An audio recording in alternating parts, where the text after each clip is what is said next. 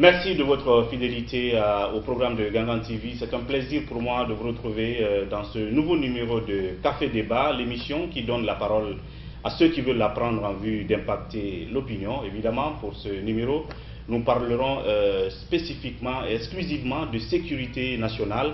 Et il s'agit justement du ministère de la Sécurité dont le premier responsable, il s'agit de Monsieur le ministre de la Sécurité, Alpha Ibrahim Makera, qui nous reçoit ici dans son département pour parler notamment de la problématique de l'exercice des libertés publiques et plus spécifiquement des manifestations de rue.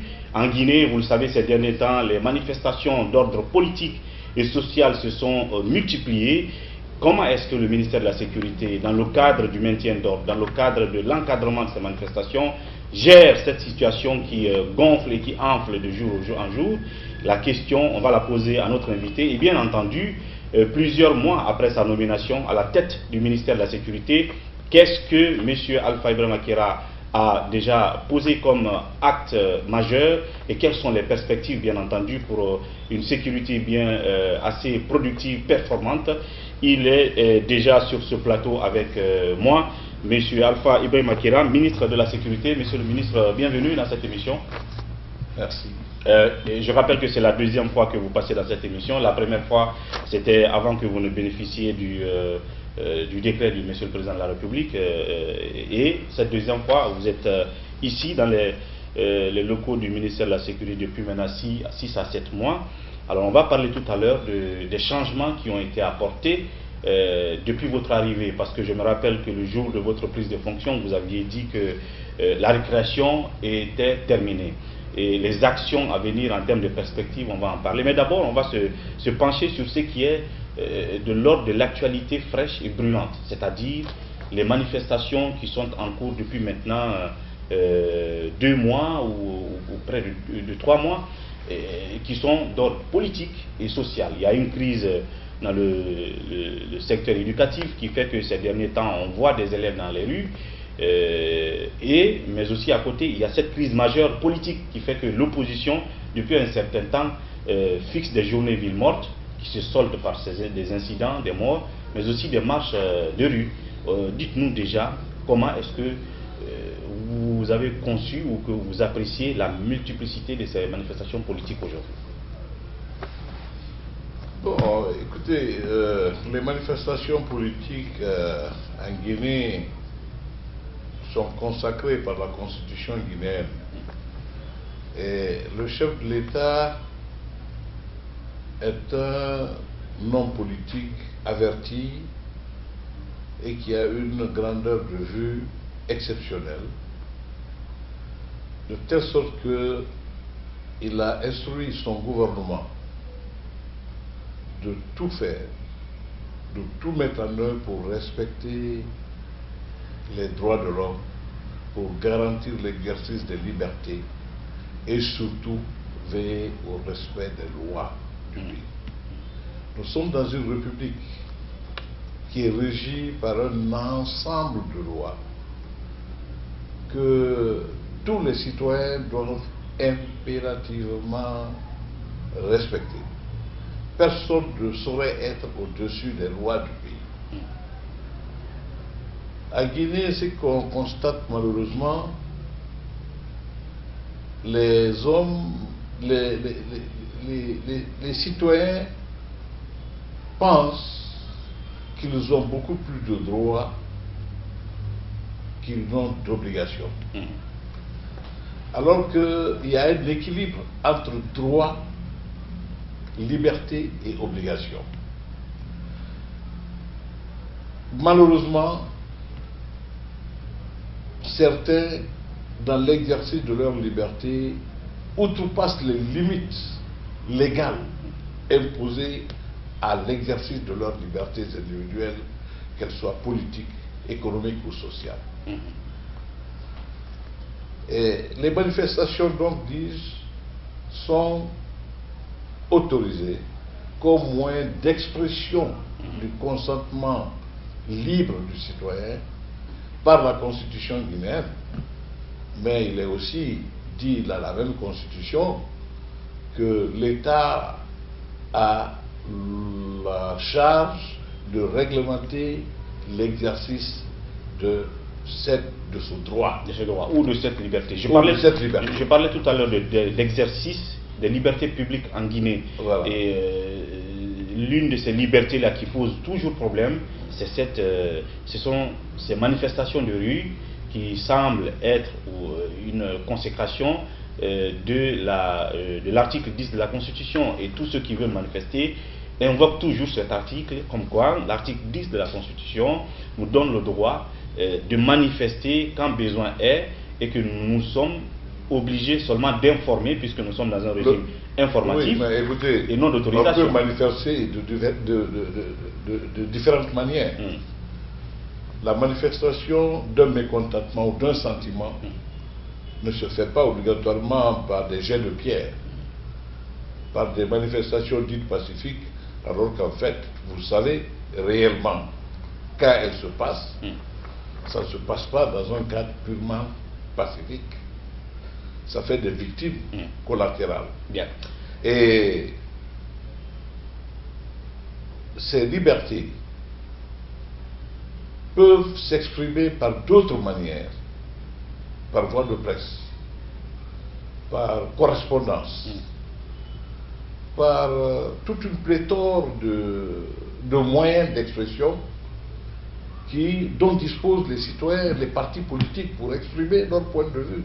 Il y a l'Assemblée nationale, il y a le Conseil économique et social. Ce sont des structures constitutionnelles à travers lesquelles le débat contradictoire peut se passer, doit se passer d'ailleurs. Et si ces entités politiques-là estiment qu'elles ont, je veux dire, déjà fait recours à toutes ces démarches de débat contradictoire à l'Assemblée, ils ne sont pas écoutés, de dénonciation par voie de presse, de dénonciation par voie de presse. C'est la loi de la majorité, c'est la loi de la majorité. C'est ça la démocratie. À l'Assemblée, bien sûr. Ah ben oui, partout, si vous êtes en minorité dans vos prétentions, eh bien, si vous croyez aux valeurs démocratiques, eh bien, mon frère, il faut accepter de vous aligner sur le sentiment de la majorité. Mais si vous n'acceptez pas, vous refusez ça, et vous pensez qu'il y a d'autres moyens violents, extra juridiques, pour faire valoir vos droits, alors là, on n'est plus dans une république. Toujours est-il que le ministère de la Sécurité a un rôle régalien. C'est non seulement d'assurer la sécurité des citoyens, de créer une situation générale de calme, d'accalmie, mais en ce qui concerne ces libertés-là, comme les manifestations de rue, il se dit que le ministère de la Sécurité doit créer des conditions d'encadrement de ces manifestations, de sécuriser les uns et les autres, qu'il n'y ait pas de cas de mort et d'usage des armes conventionnelles.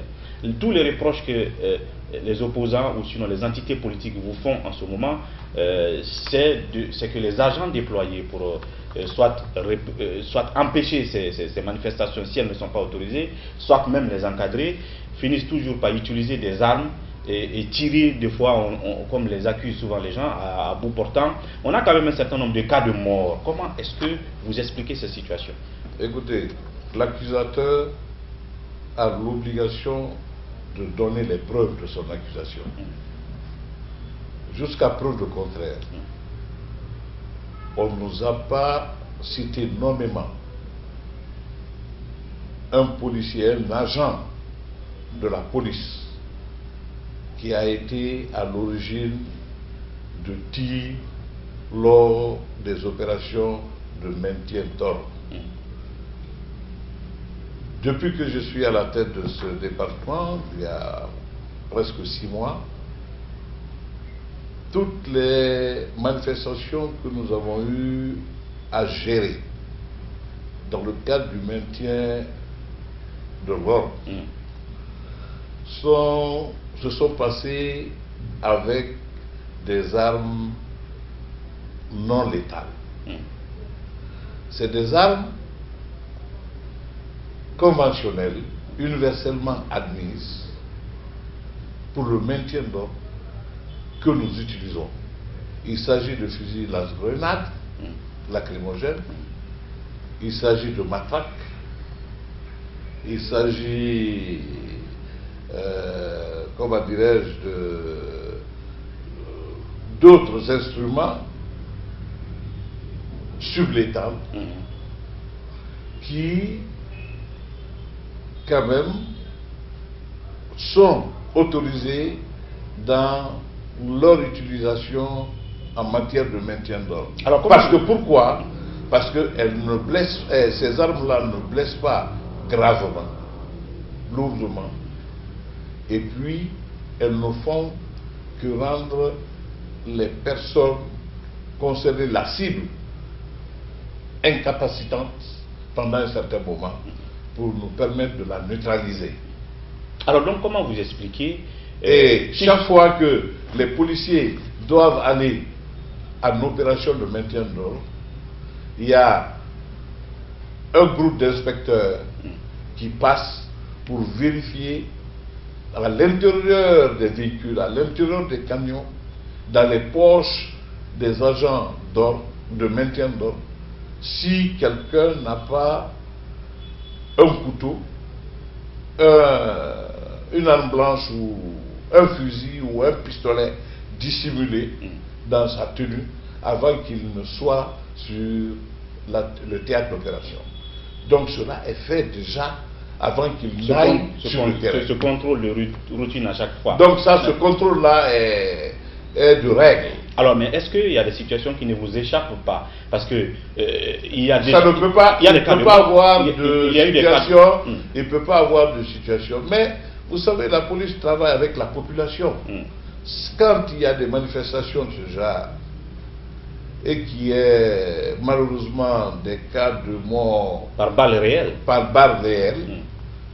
ben, le médecin légiste doit pouvoir faire son travail et nous dire exactement quelles sont les circonstances réelles qui ont amené la mort, qui ont conduit la victime à la mort.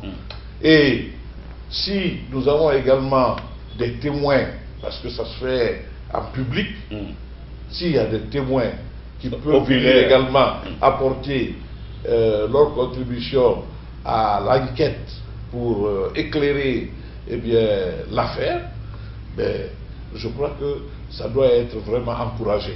Mais malheureusement, vous ne verrez personne qui viendra vous dire j'ai vu un monsieur X ou monsieur Y tirer et j'ai même pris les références de son badge ou de sa tenue, ou bien je l'ai photographié, voilà, le voici en action. Pourtant, pourtant il y a des images, qui circulent. Et puis écoutez, de toute façon, ces cas de mort, c'est de deux côtés. Il y a des gendarmes et des policiers également qui sont morts par des tirs anodins. Du côté du ministère de la Sécurité, sinon de oui, on a enregistré également des morts, on a enregistré des blessés par des jets de projectiles. Et vous savez, ces projectiles-là, c'est les fers neufs, fers 7 qu'on essaie de souder, qu'on met dans des fronts, qu'on jette sur des policiers. Ce n'est pas des armes, comme on le dirait, des armes blanches traditionnelles, non. C'est des armes...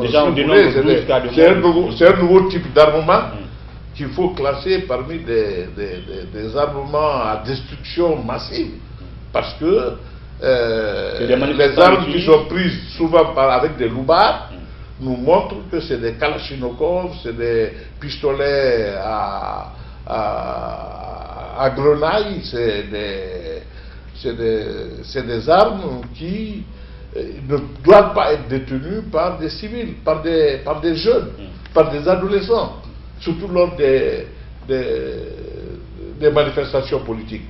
Et de l'autre côté, les organisateurs de ces manifestations politiques ont également leur part de responsabilité. C'est pour cette raison que maintenant, en tirant les leçons de toutes ces bavures que nous avons connues et de toutes les enquêtes qui sont en cours au niveau de la justice sur ces cas de mort, nous nous sommes dit que finalement au niveau de la police, désormais, quand il y a une marche, on sait qu'il y a des responsables qui signent les lettres d'information pour l'organisation des marches ou des manifestations politiques. Et la loi détermine les obligations des principaux responsables qui des organisateurs annoncent des organisateurs de la manifestation politique visée.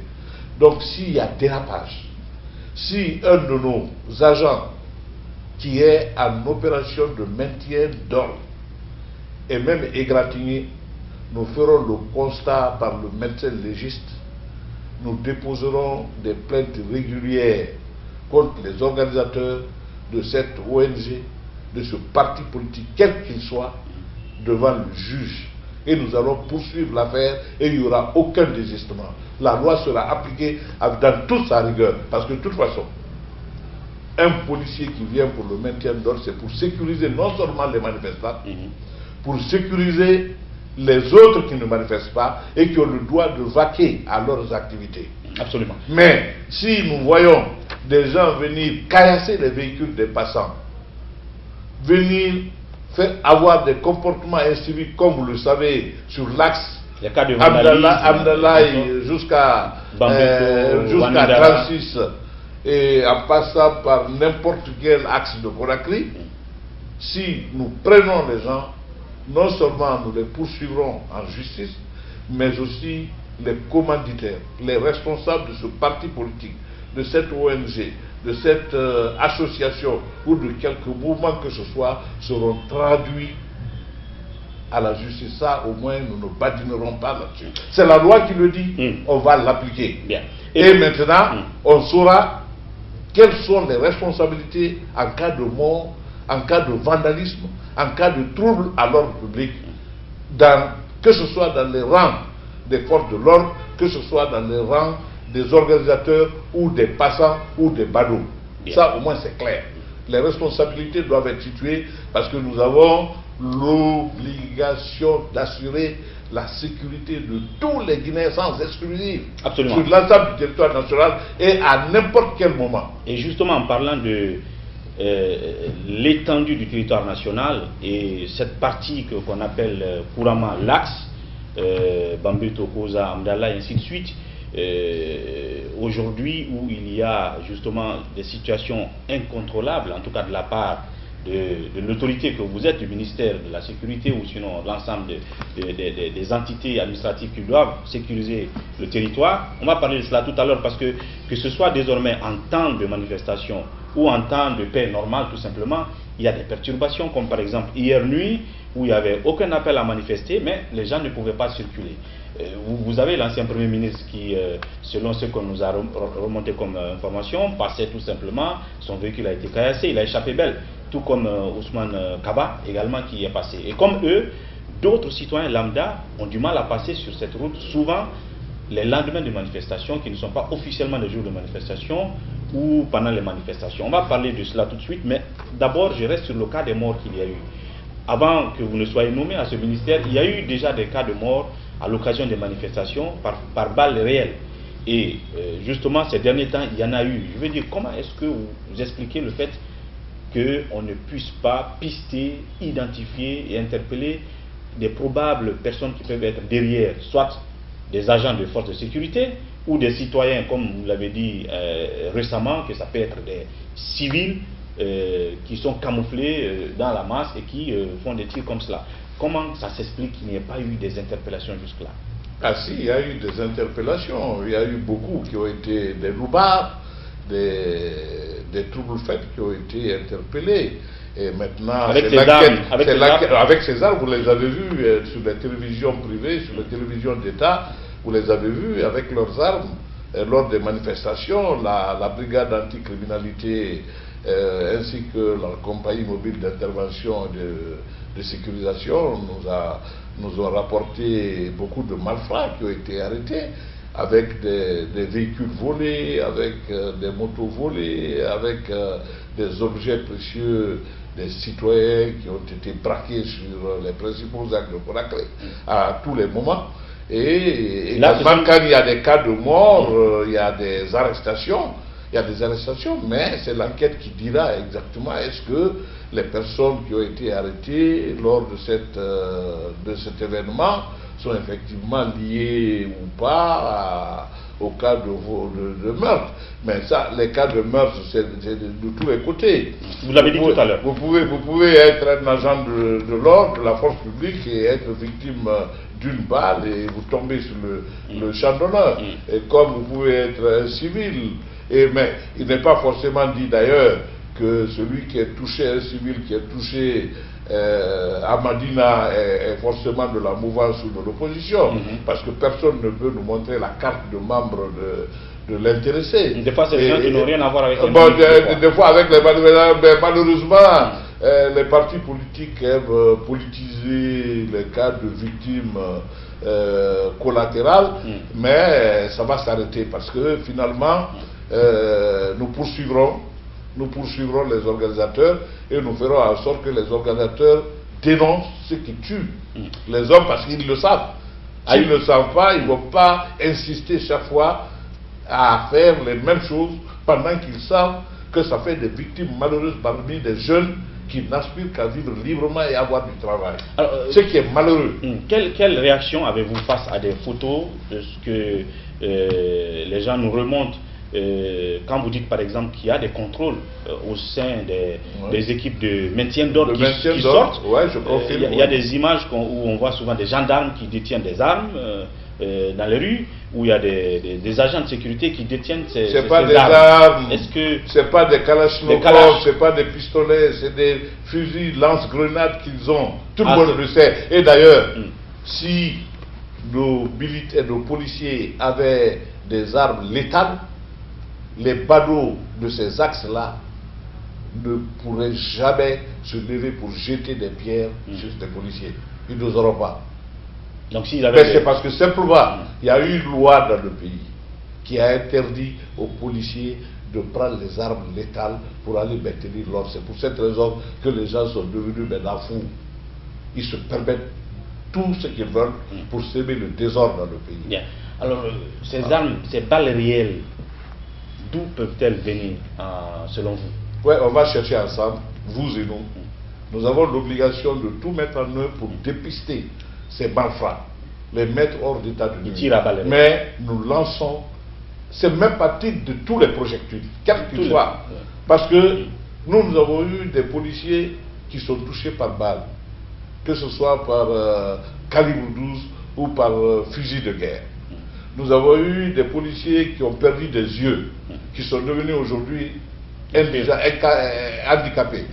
Nous avons eu des policiers qui ont eu des fractures. Ces fractures-là sont causées par quoi? Par les jets de pierre, les jets de projectiles de tout genre, de tous ordres, que ces jeunes qui donnent dans les marchés, qui n'ont pas de tuteur. Nous avons recensé, nous avons fait des investigations dans tous les marchés de Dixine jusqu'à 36. Et dans les jours à venir, nous allons procéder à des déguerpissements et à une épuration de tous ces marchés. Ces marchés-là, en fait, nous nous sommes rendus compte que c'est des nids de malfrats, de prostitution et de consommation abusive de de stupéfiants. Et ça se fait au vu et au su de tout le monde, avec la complicité de tout le monde. Bien. Donc, pour essayer de mettre les gens hors d'état de nuire, nous avons fait des investigations, nous avons recensé ces points. Maintenant, nous sommes en train d'engager la démarche administrative pour que tous les secteurs intéressés à cela, que ce soit au niveau du ministère de l'administration du territoire, que ce soit au niveau du gouvernement, ainsi que des communes, que tout le monde conjugue les mêmes efforts pour essayer d'aseptiser ces points qui sont devenus non pas des marchés, mais des lieux criminogènes. Bien. Ces marchés-là n'ont de marché que les boutiques qui sont sur la façade. Dès que vous rentrez à l'intérieur, c'est des maisons closes, c'est des débits de boissons, c'est des chambres à coucher qu'on loue à des malfrats, à des voyous qui sortent souvent pour semer la terreur et la désolation, la peur sur l'axe qu'on appelle l'axe du mal. Bien. Mais ça va s'arrêter. Que d'autres appellent aussi l'acte de la démocratie. Hein. Non, écoutez, moi je ne sais pas, la démocratie, il ne faut pas essayer de pervertir l'appellation, le concept de démocratie. Je ne l'utilise pas. Je ne dis pas non plus que c'est l'axe du mal, mais on fera en sorte que l'autorité de l'État s'exerce sur toutes les parcelles du territoire national, sans exclusive. Et ça va pas plaire à beaucoup de personnes, mais on le fera coûte que coûte. Monsieur le ministre de la Sécurité, un secteur stratégique très important évidemment qui a pour rôle donc de créer une situation de quiétude, de sécurité pour l'ensemble des citoyens, évidemment pour aussi instaurer l'autorité de l'État. On va venir à cette situation d'autorité de l'État tout à l'heure, mais pour faire un lien entre votre réponse de tout de suite qui dit que les balles réelles qui tuent certains manifestants lors des sorties politiques ne viennent pas des fusils détenus par des agents de l'ordre qui sortent. Ils n'ont pas de fusil. Ils n'ont pas de fusil. Des calaches. Ils n'ont pas de fusil. Ils n'ont pas de calache. Voilà. Donc ça ne vient pas des forces de sécurité. Pas du tout. Pas du tout. Celui qui dit que c'est les forces de maintien d'ordre qui tuent, ils n'ont qu'à donner la preuve. Voilà. Alors donc pour faire un lien, il y a des femmes de l'opposition républicaine qui ont voulu marcher le jeudi dernier et leur destination finale c'était ici le ministère de la Sécurité et l'interlocuteur ciblé c'était vous. Ils l'ont déjà fait par le passé avec le ministre de la Justice qu'elles sont allées voir au ministère de la Justice. Elles l'ont rencontré, il leur a fait une sorte de promesse de faire la lumière sur ces différents cas de mort par balle réelle. Et elle voulait venir vous voir avec des images, des effigies, des jeunes gens qui sont tombés lors de ces manifs et qui sont morts suite à des balles réelles, pour vous dire que leurs enfants sont en train de tomber et que vous puissiez accorder une réponse à cela, une solution à cela. Malheureusement, elles ne sont pas venues jusqu'à destination. Qu'est-ce que vous auriez pu leur dire si elles étaient arrivées jusqu'ici, ou est-ce que c'est vous qui avez demandé à ce qu'elles ne viennent pas vous rencontrer? Parce qu'on les a bloquées à quelques 100 mètres ou 200 mètres d'ici. Ben, écoutez, moi, qu'est-ce que vous voulez que je leur dise? Elles sont libres de mener leur démarche. Mais moi, je soulèverai seulement... Est-ce que vous avez demandé qu'elles ne viennent pas ici? Une question préjudicielle. Je poserai seulement une question préjudicielle. Pour prendre fait et cause pour une victime, il faut avoir intérêt en droit. Hein? Est-ce que vous qui venez, ce sont vos enfants? Il y a un acte de filiation qui justifie que vous êtes, qui donne la preuve que c'est votre enfant qui a été victime. Est-ce que dans ce lot, il y a la famille, il y a la maman, il y a le père des victimes? En tout cas, elle se réclame être des mères de ses enfants. Ça, c'est notre problème. Ça, c'est notre problème. C'est à eux de le prouver. Donc, si tu n'as pas intérêt, tu n'as pas raison d'intenter un recours, quel qu'il soit, dans un cas de ce genre. Mais elles voulaient quand même venir vous voir. Elles ont été bloquées. Peut-être que si elles étaient venues, j'allais leur demander de mieux se pourvoir, conformément à la législation. Voilà. Ça aurait été le message. Et leur dire que vraiment je suis désolé et je compatis à la douleur des familles de ces malheureuses victimes. Et nous ferons tout pour que, eh bien, cette insécurité-là cesse. Bien. Afin que les jeunes de Guinée puissent avoir du travail et qu'ils puissent être utiles à leur nation et à leur famille respective. Et ça, il faut toujours regretter la mort d'un jeune.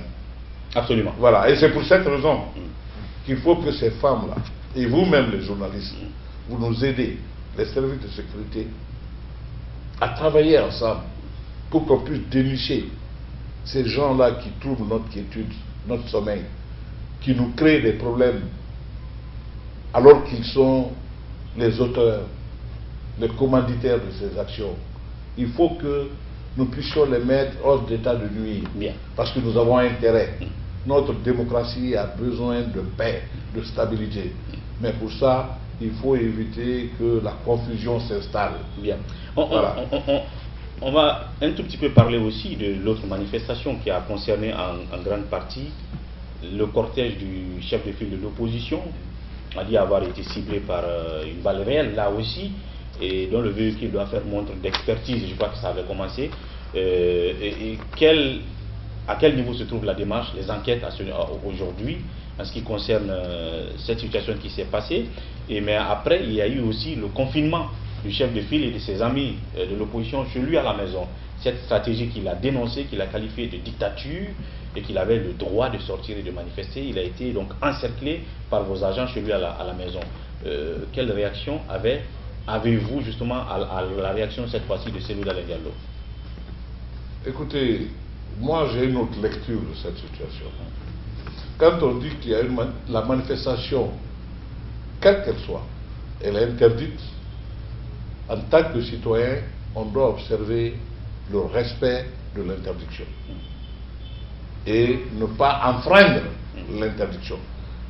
Si l'État le voulait, et si l'État le veut d'ailleurs, chaque fois qu'un citoyen ou un parti politique ou une ONG qui organise une manifestation viole les règles d'interdiction légalement édictées par l'autorité administrative,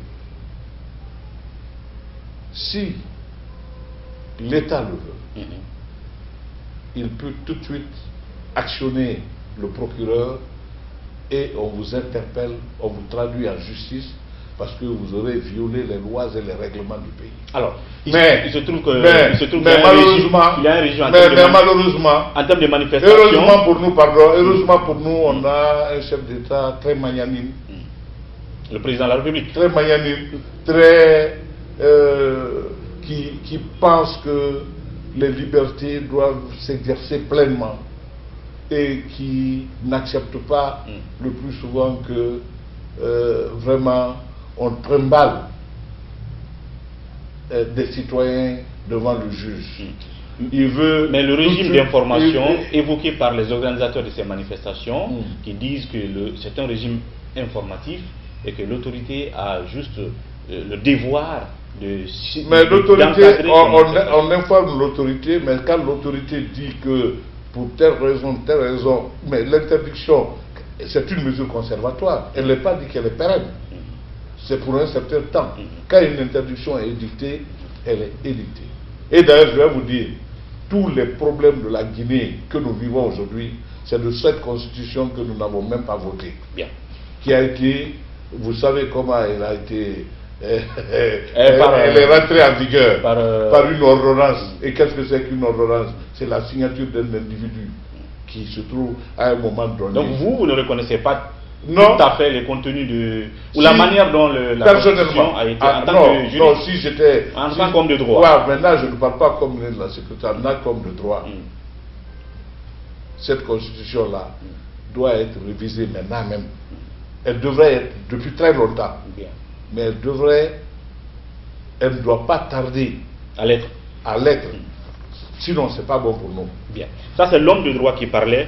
Et là, je reviens tout à l'heure avec, cette fois-ci, le ministre de la Sécurité, M. Alpha Ibrahim Makera, qui nous reçoit ici dans les locaux du ministère de la Sécurité. Vous l'avez compris, si vous venez de le prendre en marche, nous parlons de la problématique de l'exercice des libertés publiques en Guinée, surtout des manifestations de rue, toujours invoquées par des entités, que ce soit dans le secteur social ou le secteur du travail, mais aussi dans les entités politiques, et qui invoquent l'article 10 de la Constitution, sauf que l'exercice de la liberté nous amène toujours à des problèmes, des confrontations entre manifestants et forces de l'ordre qui donnent souvent lieu à des cas de mort, des cas de blessés, des vandalismes, ainsi de suite. Et vous avez donc compris la version du monsieur le ministre par rapport aux récents cas, je vais dire aux récents cas de manifestation que nous avons connus et à l'issue des malheureux cas de mort. Dans la deuxième partie de cette émission, nous allons parler cette fois-ci et en 10 minutes chrono des actions majeures du ministère de la Sécurité, cette fois-ci en ce qui concerne l'instauration de l'État, de l'autorité de l'État, de la sécurité sur l'étendue du territoire. Est-ce que le ministère a les moyens qu'il faut pour que dans chaque localité du pays, il y ait de la sécurité, il y ait des agents de sécurité pour créer une situation d'inquiétude? La question sera posée. Juste après la pause thé, nous nous retrouverons.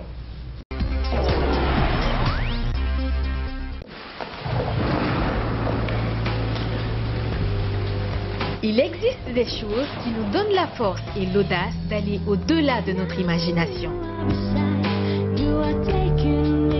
Le thé Akbar. Le thé Akbar est fabriqué en utilisant uniquement les feuilles soigneusement sélectionnées en provenance de Ceylon. La qualité du thé Akbar a été évaluée selon les normes les plus strictes par des experts en dégustation qui se sont appuyés sur près d'un siècle d'expertise dans ce domaine. Premier producteur de thé, vous pouvez faire confiance à la famille Akbar pour vous garantir votre santé.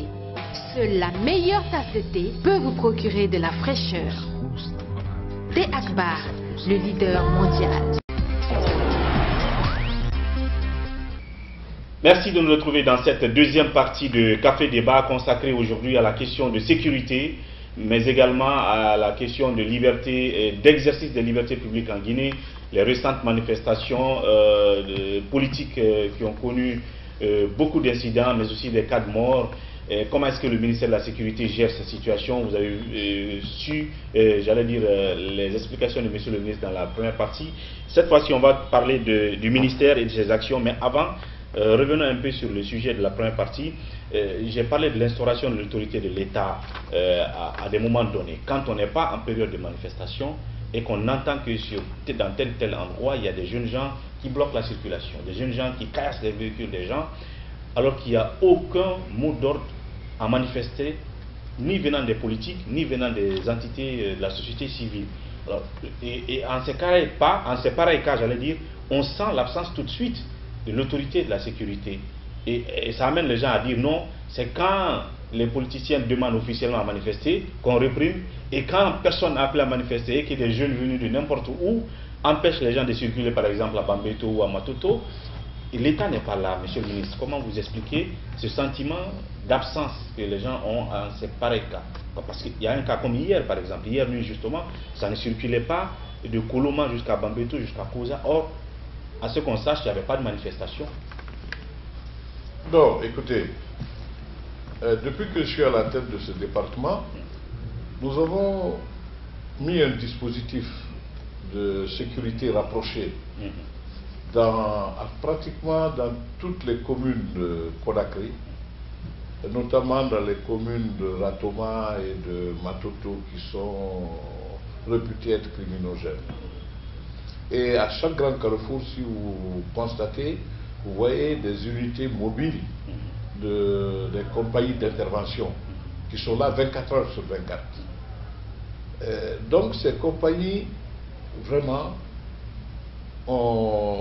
leur présence nous a permis sur le terrain d'avoir des résultats positifs. Beaucoup de malfrats ont été appréhendés, mis hors d'état de nuire et traduits devant les juges, à la justice. Ils sont tous à la maison centrale aujourd'hui. Il y a beaucoup.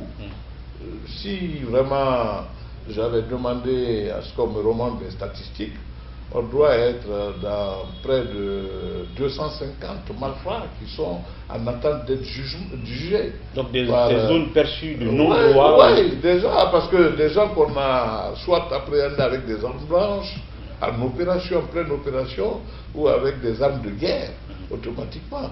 Même hier, vous avez vu, avec la direction de la police judiciaire, la brigade de recherche et d'intervention a pu arrêter le groupe qui a assassiné le béret rouge au club de Béa, et a fait d'autres opérations et a levé, comment dirais-je, on fait des cambriolages un peu partout en prenant les véhicules dans certaines villas couchues de la ville pour aller les revendre à l'extérieur du pays. Donc ce filon a été complètement démantelé. Donc grâce à la brigade d'intervention, de recherche et d'intervention, d'investigation, pardon. Et nous avons également les brigades anticriminalité qui interviennent sur le terrain à partir de 18 h jusqu'à 7 h du matin, qui font la ronde, la navette un peu partout dans les 5 communes, dans les 4 communes. Alors comment expliquer qu'en matière de stratégie, que vos troupes n'anticipent pas ces genres de soulèvements incontrôlés? Non. Généralement, c'est des groupuscules qui font ce que certains pourraient appeler la guérilla urbaine. Ils attendent le passage de nos hommes qui font la patrouille entre deux carrefours avec une distance de 800 mètres. Alors vous voyez, ils sortent des maisons, voilà, et où ils se mettent à hauteur derrière la dernière villa et ils attaquent les passants par groupe, mais avec la complicité bien sûr des familles qui sont au bord de l'autoroute malheureusement.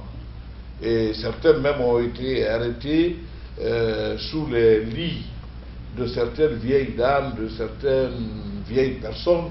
Alors vous voyez, ça c'est un problème. Il y a une démission parentale extraordinaire. Hein? Et des fois quand les policiers les pourchassent, ils ne peuvent pas se permettre de rentrer dans les quartiers parce que les habitants, pour leur... je ne sais pas pour quelle raison, mais ne collaborent pas avec la police. Ne collaborent pas. On sent une complicité entre les malfrats et ces ménages. Les ménages avoisinant directement l'autoroute. Et des fois, si c'est à des heures de la journée, nos hommes qui sont sur le terrain n'ont pas d'armes létales. Donc, ils ne peuvent pas les neutraliser.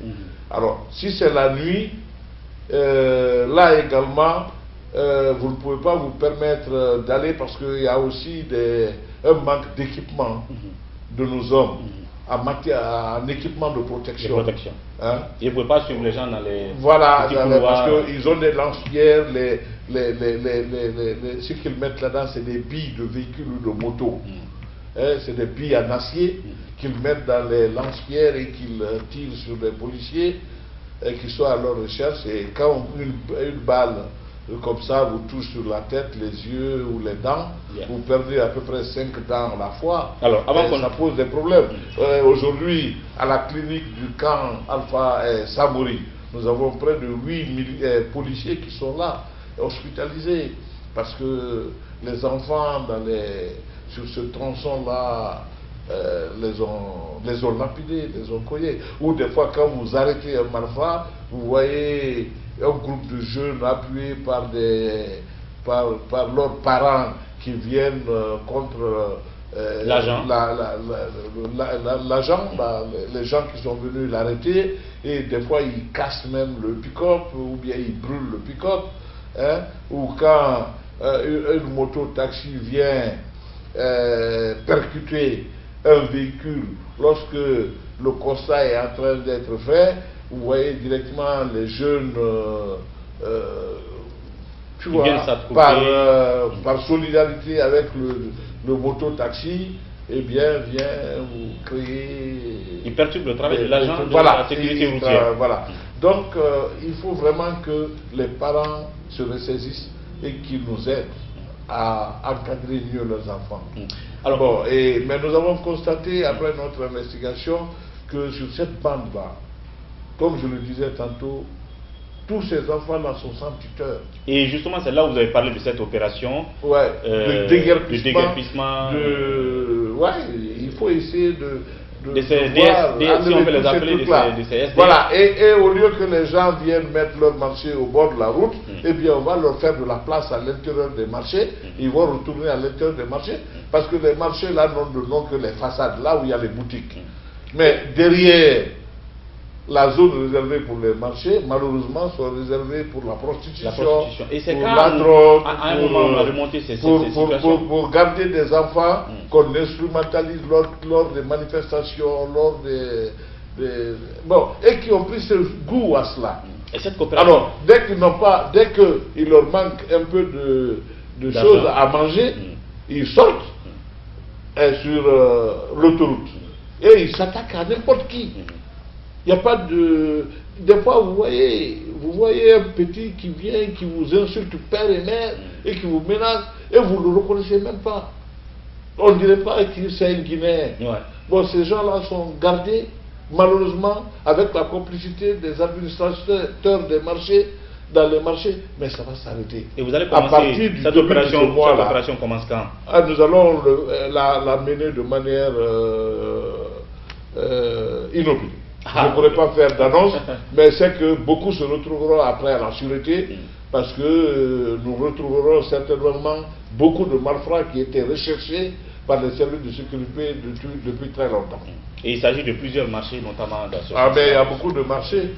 Il y a beaucoup de marchés. J'aurais même pu vous donner la liste. On a recensé les maisons, les cabanes qui servent de logement ou de gargote vont de 150 à 800 dans un seul marché. Donc vous voyez que ce n'est pas des marchés, mais c'est devenu des lieux d'habitation, des lieux de débauche, des lieux de prostitution et de criminalité. Bien. Donc il faut complètement aseptiser ces marchés-là. Sinon, ils n'ont rien d'être, ils ne méritent pas d'être appelés des marchés. Voilà. Alors donc je disais tout à l'heure que ça fait 7 mois, 6 à 7 mois que vous avez été nommé, et à cette occasion vous aviez dit que la récréation était terminée.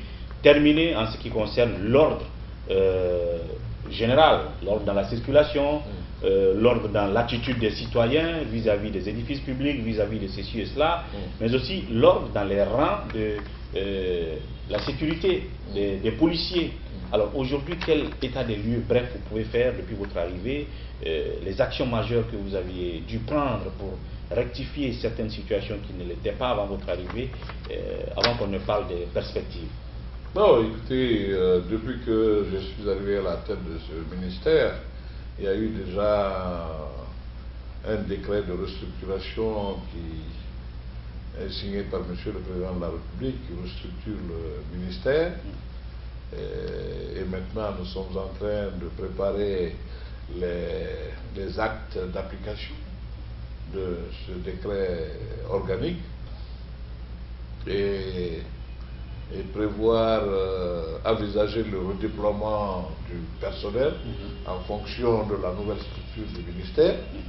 Et c'est une structure très aérée où le travail d'équipe est mis en évidence et où les compétences pourront vraiment s'affirmer dans le cadre d'une émulation saine, et où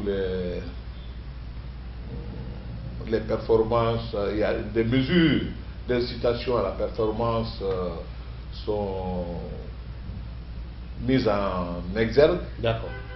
Ce qui va permettre de prime d'encouragement, une meilleure application, oui, parce qu'il y a le statut spécial de la police et le statut spécial de la sécurité publique qui ont été adoptés par l'Assemblée nationale, par les lois.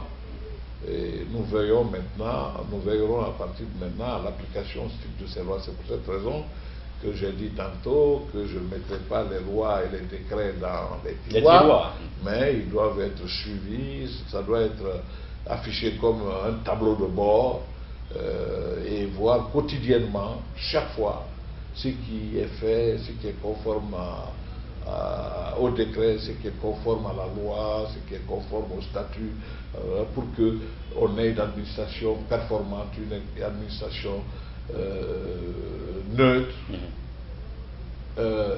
bien gérée et au service du citoyen, parce que notre rôle c'est d'assurer la sécurité de tous les citoyens.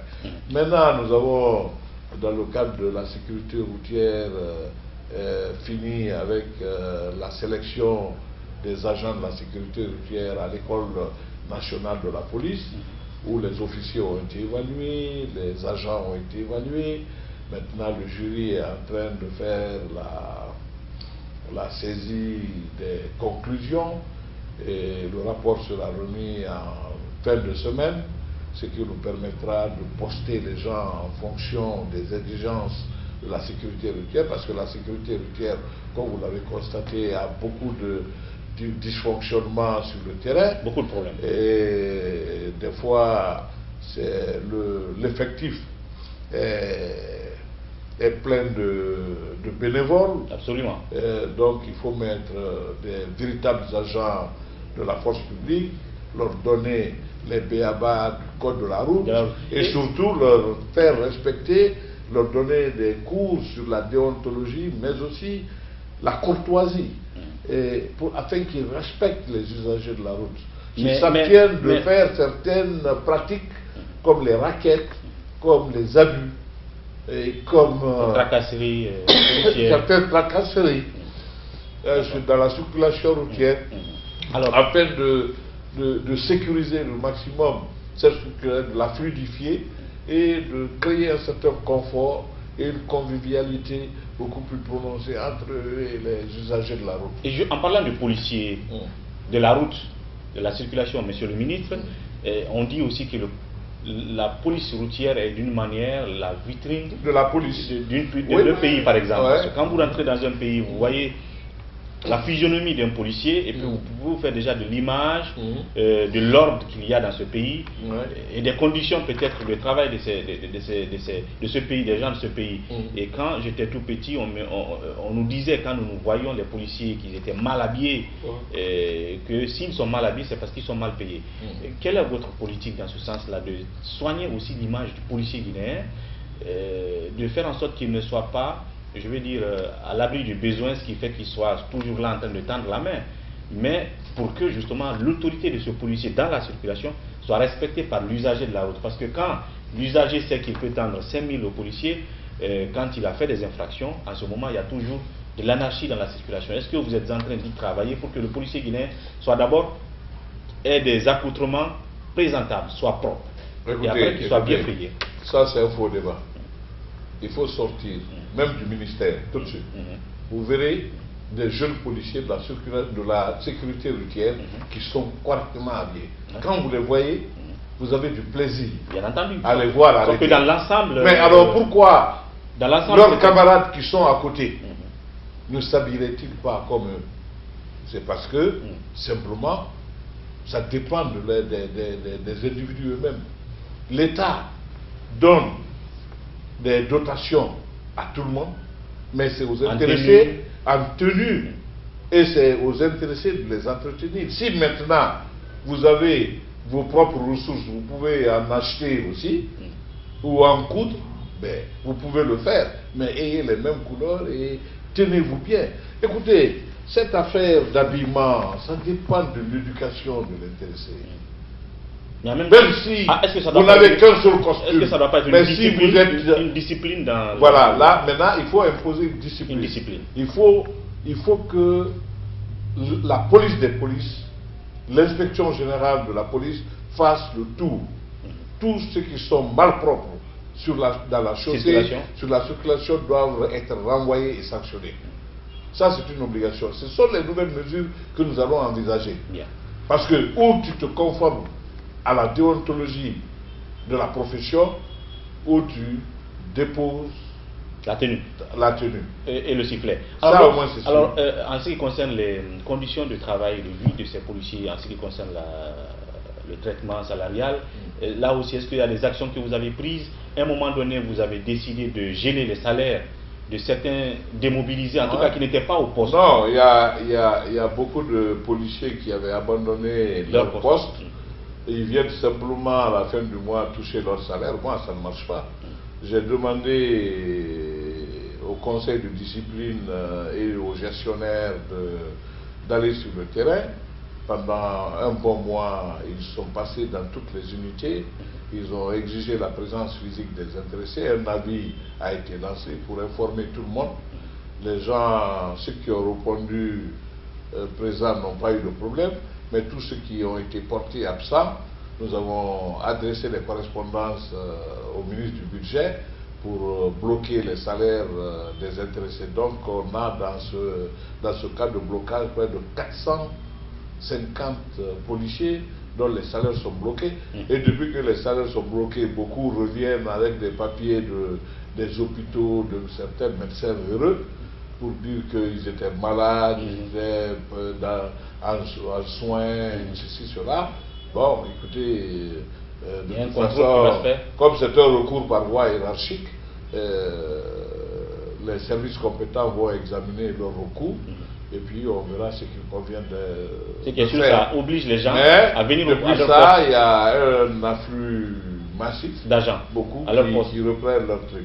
Et ça nous permettra maintenant de faire en sorte que d'autres soient redéployés à l'intérieur du pays, parce qu'il y a beaucoup de préfectures où vous n'avez que 4-5 policiers. Et c'est ce que je voulais dire tout à l'heure, voilà, en donc, termes de statistiques. Et à partir du 9, 800, plus de 800 policiers élèves vont sortir de l'école nationale de police de sécurité et de protection civile de kilomètre 16. Et après leur sortie, nous allons essayer de les redéployer sur l'ensemble du territoire, de même qu'il y a près de 2000 et quelques policiers également qui sont dans le ministère, mais qui n'avaient pas été affectés, et qui pourtant émargent au budget de l'État, qui vont faire l'objet également d'affectation dans les services de l'intérieur. Bien. Voilà. Et en gros... Donc d'ici la fin de l'année, pratiquement chaque préfecture aura plus de 50 policiers. Parce qu'il y avait une insuffisance notoire voilà, de policiers par localité. Donc, oui. Et en termes de perspective et les renforcements des capacités, vous avez parlé de formation tout à l'heure pour que le policier de la circulation... Nous sommes en train de renforcer les capacités de l'École nationale de police et de protection civile pour que chaque fois les cadres de la police s'y rendent pour des cours de perfectionnement. Nous avons reçu des équipements, des drones qui puissent, avec la coopération française, la coopération américaine, nous avons initié la police à la gestion des drones, à la conduite des drones, pour nous permettre de surveiller l'ensemble du territoire, et puis d'autres équipements de sécurité. Comme nous sommes dans un service régalien, nous n'allons pas nous mettre sur le plateau toutes ces informations, mais sachez que nous avons aujourd'hui une police performante qui sait ce qu'elle doit faire et qui fera tout pour que les citoyens guinéens se sentent en sécurité un peu partout en Guinée. Il y a la question de la police scientifique qui doit être capable nous avons déjà fait un test de sélection pour la direction de la police judiciaire. C'est la police judiciaire qui a des sections spécialisées, la police financière, la police contre la lutte, la cybercriminalité, la cybercriminalité, la police scientifique, la lutte contre les stupéfiants, le trafic, la circulation des armes. La circulation et tout ça, c'est au niveau de la police judiciaire.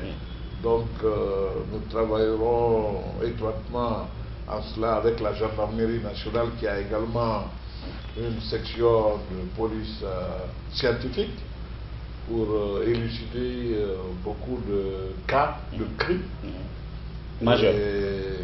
Et pour terminer, nous aider dans la procédure. Et pour terminer, il y a cette affaire de passeport qui a fait aussi bruit un moment, et puisque les passeports sortent d'ici, de votre ministère. On a eu vent comme quoi il y a des faux reçus qui étaient à un moment donné émis du côté de la banque, de cette banque partenaire, et donc les gens avaient du mal à venir faire authentifier ces reçus ici au ministère ici afin d'avoir leur passeport. Est-ce que le problème est réglé aujourd'hui? Oui, sont nos services qui se sont rendus compte qu'il y avait une comptabilité parallèle au niveau d'Ecobank, qui était la banque habilitée à recevoir les fonds liés à l'achat des passeports. Il y avait, après enquête, nous nous sommes rendus compte qu'il y avait un groupe de 4 éléments de cette banque qui travaillaient frauduleusement sur cette affaire. Et ils ont été convoqués, entendus sur procès verbal. Et ils ont reconnu les faits en disant que ça faisait plus de 3 ans qu'ils émettaient ces faux reçus, qui n'allaient pas dans les caisses de la banque ni du trésor public. Donc on les a déférés au niveau de la maison centrale pour les mettre à la disposition du juge. Et à un certain moment, 2 de ces malfrats avaient été mis en liberté, nous ne savons comment. Alors nous avons tout de suite pris contact avec le ministère de la Justice et après investigation, information, ils nous ont rappelé pour nous dire qu'ils ont repris les mêmes personnes et que c'était par inadvertance qu'ils avaient été libérés. Voilà, qu'ils avaient été libérés. Donc finalement, ils sont à la disposition du juge et on attend le jour du procès et nous veillerons à ce que le procès soit médiatisé. Pendant ce temps, ceux qui avaient eu ces faux reçus-là, comment est-ce qu'ils vont? Oui, c'est faux reçus, mais... C'est la banque qui prend la responsabilité, bien sûr. Ah, ben oui, le juge le dira. Ah, d'accord. Le juge le dira, mais nous n'avons pas délivré ces passeports. Voilà, et puis de toute façon, d'autres passeports avaient été délivrés, parce que ça fait très longtemps qu'ils se livraient à cela, mais la situation va être clarifiée par le juge. Alors, est-ce que l'Ecobank reste votre partenaire malgré cette situation? Bah oui, parce que Ecobank même qui a porté plainte contre ses agents chez le juge. Et donc, pour terminer cette émission, on va dire qui était consacrée, en tout cas dans sa quintessence, sur cette question d'exercice des libertés publiques. Monsieur le ministre, votre dernier mot à l'endroit de ces citoyens qui vous suivent. Et pour la majorité des cas, il y a des accusations qui pleuvent contre vous pour des cas qui arrivent. Et aujourd'hui, quel mot avait à... Quel cas qui arrive? Non, je veux dire... les incidents qui arrivent, tout ce dont on a parlé tout à l'heure, le mot que vous avez pour dire justement que dans l'exercice des libertés publiques, les balles ou les incidents, vous n'êtes pas à l'origine, et que ceux qui ont des images peuvent les remonter. Je voudrais que nos compatriotes fassent preuve de calme, de sérénité. Les services de maintien d'ordre lors des manifestations n'interviennent pas sur le terrain pour le maintien de l'ordre avec des armes létales, c'est-à-dire des kalachs ou des pistolets. Non. Ils interviennent avec des armes qui ne blessent pas lourdement, qui ne tuent pas, mais qui permettent simplement de neutraliser la cible. C'est tout. Maintenant, tout le monde, ainsi que la police, nous appelons nos concitoyens à collaborer avec les agents de maintien d'ordre, de sécurité, pour que des personnes qui portent atteinte à la vie de nos enfants, de nos frères, à l'occasion de quelque événement que ce soit, même pas au cours des manifestations, comme ça dans la vie, de manière délibérée, en faisant de la provocation, en commettant des actes ignobles de ce genre, qu'on puisse les mettre hors d'état de nuire et les traduire devant le juge. Mais il faut arrêter des accusations gratuites, des déclarations tapageuses. Et sachez qu'en droit, c'est lorsque vous accusez, il faut pouvoir donner la preuve de votre accusation. Mais nous sommes sûrs, jusqu'à preuve du contraire, que l'inspection générale des services de sécurité, les chefs d'unité, procèdent toujours à des vérifications des équipes avant qu'elles ne quittent la base pour aller sur le terrain. Et quand elles reviennent également, il faut l'évaluation et rendre compte de la mission sur le terrain.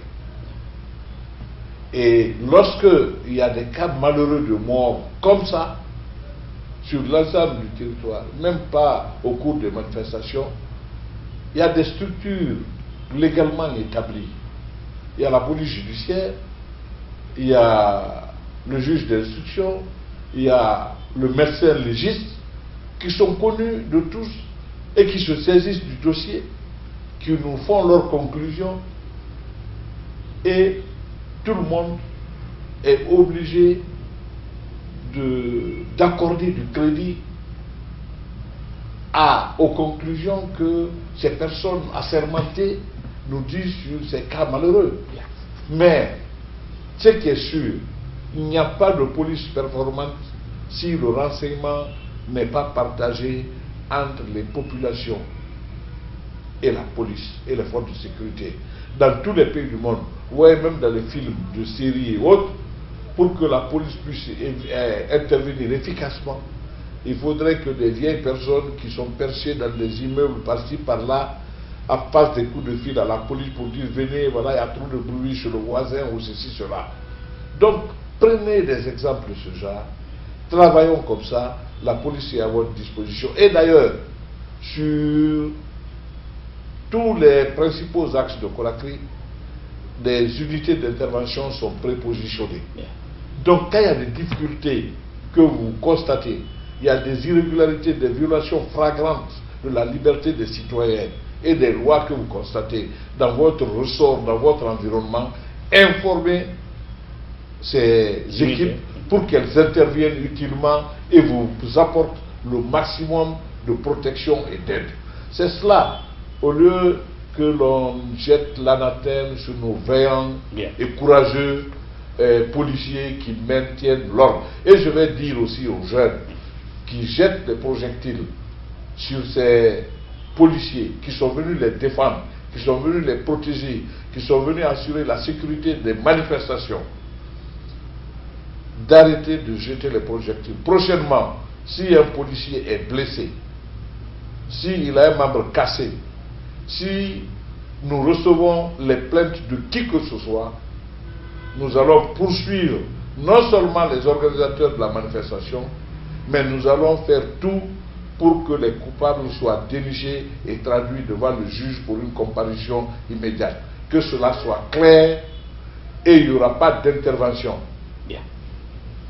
Nous sommes dans une république, nous avons accepté de vivre ensemble, nous avons voté des lois et l'Assemblée nationale est là pour légiférer.